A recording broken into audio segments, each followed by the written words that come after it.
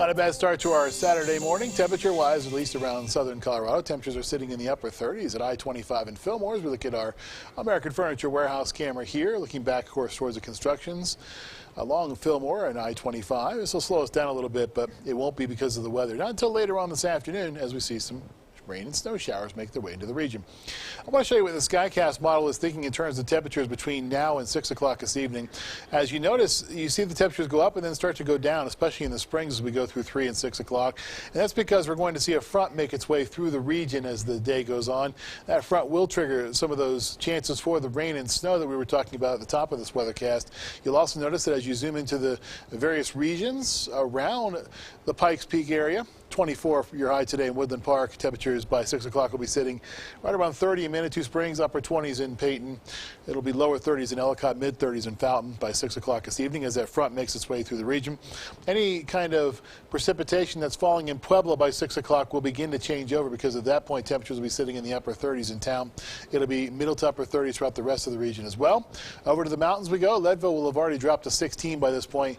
Monarch Mountain will drop to 18, Gunnison 27, Buena Vista 25, and out in the plains temperatures will be sitting in the middle to upper 30s as well. 38 for Kit Carson and also for East, 39 at the John Martin Reservoir. As we look at our SkyScan satellite and radar, notice that the snow is predominantly to the west of the Continental Divide at this point, but it'll begin to spread its way to the east as we go through the afternoon. And that's something that we'll be tracking for you as we go through the rest of the day today.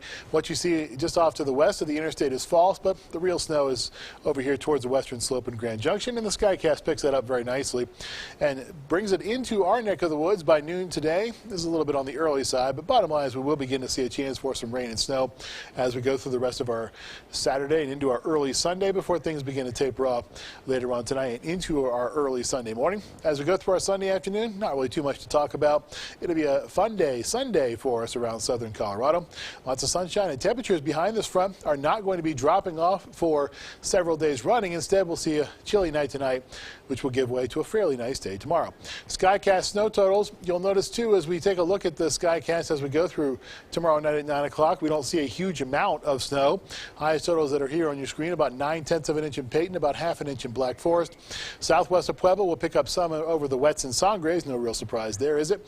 The bulk of the snow, as usual, will be in the areas along the Continental Divide and points off to the west, areas off to the west of Leadville, which is expected to pick up about 2 inches.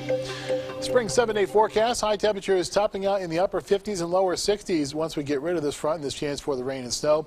Another system comes towards the areas we go through the last portion of our extended forecast. Watch out for that. That's what we'll be tracking for you late in the week. Temperatures by that point will drop into the lower 50s. In Pueblo, we'll be in the upper 50s to lower to middle 60s for several days running.